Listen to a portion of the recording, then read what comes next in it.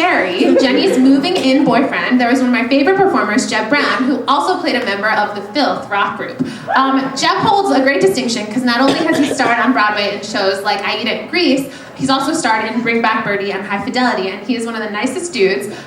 We worked together briefly a couple years ago, and he was one of the first people in the professional theater to actually acknowledge and try to answer my many nerd questions. He was very gracious as I was like, what about this? What happened in previews? And he's super, super awesome. So here to speak about and sing from Bring Back Birdie, which he was in when he was 16 years old, Jeb Brown.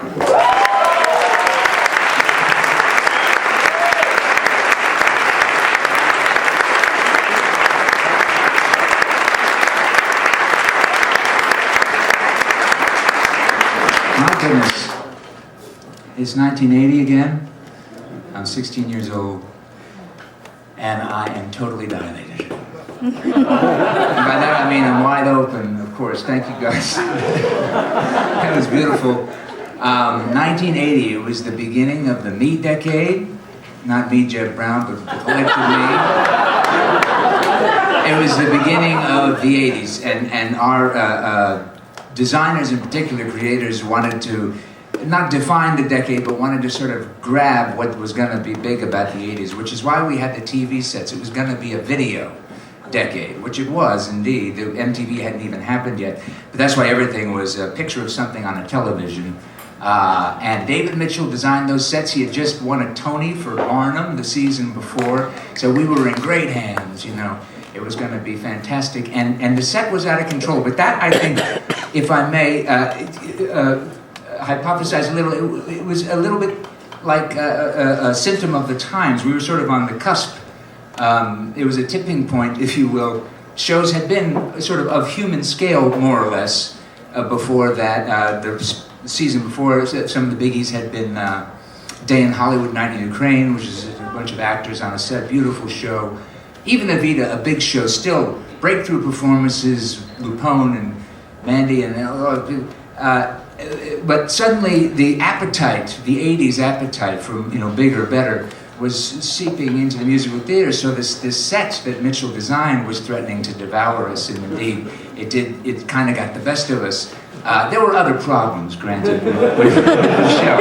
And Michael Stewart's book, as you just heard, was scattered at best. But we had a lot going for us. You know, it's funny, doing this thing and listening to all these stories brings up all the warm, positive stuff, and thank you for that. Because you, as an actor, you do have to believe in the thing, right up until the very last minute. So you find something to hang on to and to hold on to, and even as the ship is going down, you're hoping maybe they'll get it together. And you just, an evening like this reminds you that, yeah, we definitely believed. The Belasco Theater. Tom, by the way to play those teeth. My God. Fantastic. Your Julie Taymor maskwork seminars are still with you, really impressive. The Belasco is where I had my final callback for Bring Back Birdie, and it is a magical, magical theater. And in those days, we would have our, especially callbacks, but auditions generally on empty stages of theaters. That doesn't really happen anymore. We go into studios, and that's fine. You've got 8 people in broad daylight in front of you. But in those days, you, like the movie All That Jazz, for instance, which came out that year. You go into these big darkened theaters in those days, and there would be maybe 12 people out there somewhere, but you couldn't see them, and you just play this house, and it was a very magical thing. You'd lose yourself in the playing of the house, the playing of the material.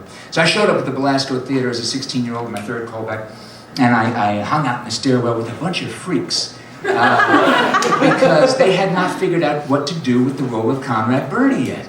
So they were trying character men, big and small. They were trying multiple Elvis impersonators. Rip Taylor was there, going in for the role of Conrad Birdie, which I don't know, but Rip Taylor was famous for his flopping toupee, and his very, yes, it's very, exactly. And he was cutting up in the stairwell, very nervous. Anyway, the whole thing calmed down after that crowd had left, and it was just a few of us young people, and they invited me out on the stage, and I was raring to go and give my best. And Joe Layton came up and said, hey, and I said, hey, and he started talking to the guys out, and they said, hey, has anybody told Jeb yet? And I said, no. I said, Jeb, congratulations, you got a job. And I was stunned and numb, and actually I didn't understand that phrase, you got a job, because to me that wasn't a job. You know, my father had a job, but what did he mean? Was I going to be tearing tickets? Was I going to be sweeping the stage? Honest and true. I mean, like you know, I got a show, I got a role, but a job. You know, to a 16-year-old, this was everything you wanted to do all the time. And he actually, after a while, said to me, did you hear me? Do you understand? And I said, yeah, I think I did. And when I get home, I'm going to be very excited. But right now, if we could just continue. So they laughed and sent me into the wings. And they had 3 girls that day trying out opposite me, sort of bass-backwards for the role of Jennie, who's Albert and Rose's daughter, moving in with Big Bad Gary. In a loft in Soho. And the 3 were Kristen Vigard. I sat in the wings, listened to Kristen Vigard sing. Kristen Vigard was the original Annie at Goodspeed Opera House, replaced by Andrea McArdle, and relegated to standby status on Broadway. It's heartbreaking. And she sang beautifully, and then we read. And then I went back into the wings, and out came Robin Morse, who got the part. Bobby Morse's daughter, she sang, and we read. Again, gorgeous. And then, unbeknownst to me, emerged from the wings Andrea McArdle, who, you know, it was just 4 years ago, was Annie, and she was a stratospheric star. I would get, 12 years old, I would get the TV guide at the beginning of every week and thumb through and look at all the talk shows and see, you know, Mike Douglas, Merv Griffin, who was on what. And if Andrea McArdle was on something, that was the brass ring. You know? And I tell Mom, you know, early dinner tonight, Thursday night, I'm watching Merv because Andrea's on, and then she'd invariably sing Tomorrow Again, and she'd tell a story or two.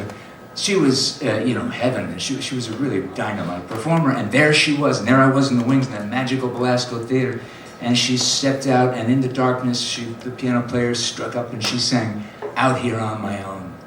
Beautiful, it's a beautiful song, and brought down the empty house. And then I came out and we read a scene together, and that was great fun. I think I was a little nervous. And anyway, that was the story of my audition. And you know, just working with Cheetah was, of course, unbelievable. What a company leader. Gracious. She would come early to her rehearsals and sit in on ours and just guffaw at everything we'd come up with that day.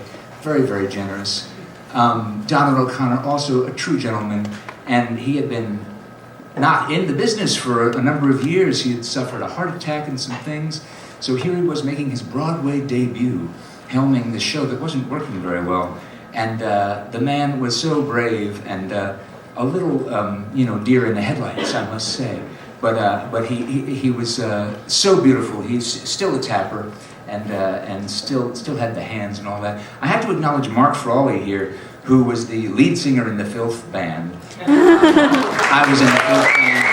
Mark was, we hadn't rehearsed it much, as Mark remembers, and Mark went to Joe Layton, the director, like shortly before the first preview, and said, so what do you want? I mean, we've tried a few things. What do you want? You want like real punk? And he said, oh yeah, real. So Mark and the rest of us went out there and gave them real punk, and they booed from the balcony. It was at that time the closing of Act 1, and Act 1, as the curtain came down, we were getting boos. And we wear that as a badge of pride, don't we, Mark? Quickly about Joe Layton. Joe was a very tall, slender, kind of a great director, choreographer, sort of a gay mafia kind of guy with an emphasis on the mafia, kind of scary. He wore floor-length mink coats. It was very intimidating, but ultimately a very warm guy. And he had an accident. He had taken a fall and broken a lot of bones in his body. So remember, he would choreograph in front of us very quietly with a cigarette in hand all the time in the rehearsal room, 1980. Do a few moves. Talk to himself. And call over his assistant Wakefield Poole, who also, we later learned, was what, a porn director? And they chat a little, and then Wakefield would step forward and he'd do a routine for us that Joe had apparently just come up with, and that was how we learned from Joe. That opening number, Moving Out, the telephone hour last thing, we worked and worked and worked on getting a number just so there were a couple of small scenes before the big opening number with all the kids. And we would work in previews, you know, a couple of hours during the day, and we were putting in a bunch of changes one night in moving out the big opening. And I had to get it just so the kids would come on here, they would come on there with a fly-in, we'd be on roller skates, whatever it would be. And all on cordless phones. That was also going to be the 80s, which of course it was. And on this particular night, my high school had a group coming to the show. 25 kids were in the balcony from my high school, my pals. And so when I rolled out about 20 seconds into the number on my amplifier with my electric guitar, there was a cheer that came up from the balcony, and that was sweet. And then we did the show, we did the whatever, we got a few booze, and then we the next day, rehearsal at noon, and Joe gathers the group of us in the lobby, and he says, well, as you can see from last night's response, we found the opening number. And there I am, 16 years old, thinking, do I tell him? Those are my friends. Do I tell him afterwards? What do I do? I never told him, and I always wonder.